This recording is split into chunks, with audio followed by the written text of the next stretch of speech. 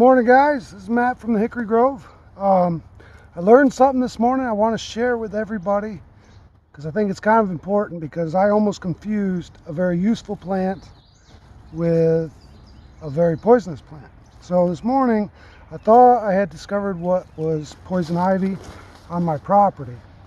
Now I like to really research when I find a plant that I'm unsure of, and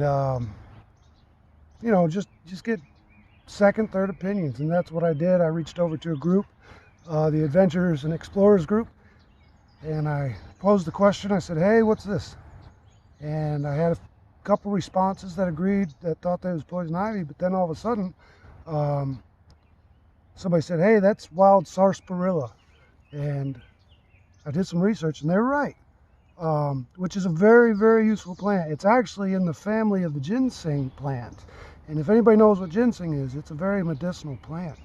So I did more research on it this morning, and here's what I found. I'm going to share it with you guys. Now, the reason why I thought it was poison ivy is because of this color on the leaves that I've seen, which is very common with poison ivy leaves, is that purple, reddish, bronze color.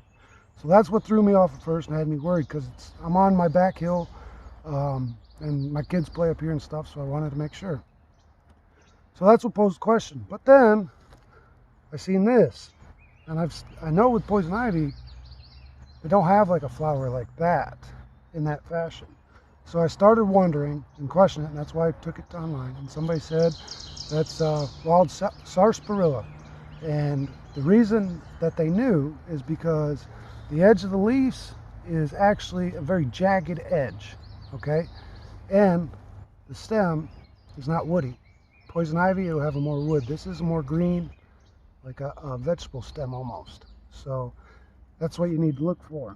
Now, it also had this, and I found out that these will turn into black berries, like a black fruit that will come off of this, and that's when they're ready to harvest, and you could use the berries. Now, you could use this whole plant, from what I understand, in different various ways. One of the favorite things, though, is the root stock. Now, these root stalks, as you can see where I broke it, it kept going and going and going down under the ground. And somebody was saying they grow like feet upon feet underground.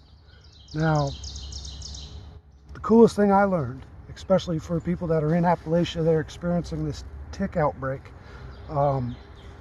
This rootstock right here, if you're grinding it down and you turn it into a tincture or a tea, it will actually help with Lyme's disease.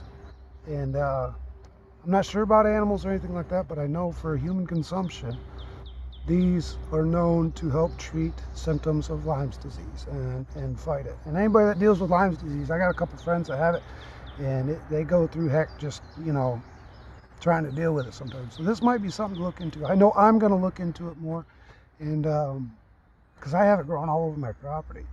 And I've seen it on bigger stages, and that's what threw me off, because it's big green and it looks like ginseng. So it's always throwing me off because I get excited. I'm like, ginseng, and it's not. Ginseng will have a red berry as opposed to these black berries that grow on this.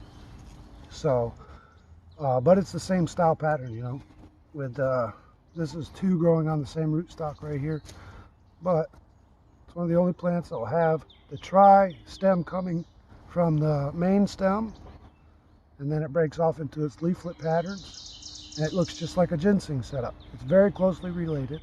It'll be one of the only bronze colored plants you'll see in the springtime, and then it turns green, of course, and matches everything else.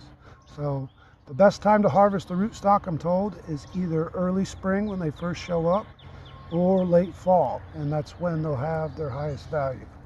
So I'm going to look into harvesting this. I have plenty here. It looks like it's a very self-sustaining plant, so I'm not worried about over-cultivation, which I'm not going to get a lot, but I'd like to figure it out. So yeah, it's something new that I learned today. Glad I found it out too. So thank you everybody over at Adventures and Explorers page. You guys are awesome, and I hope you guys learned something. Wild Sarsaparilla, very neat plant.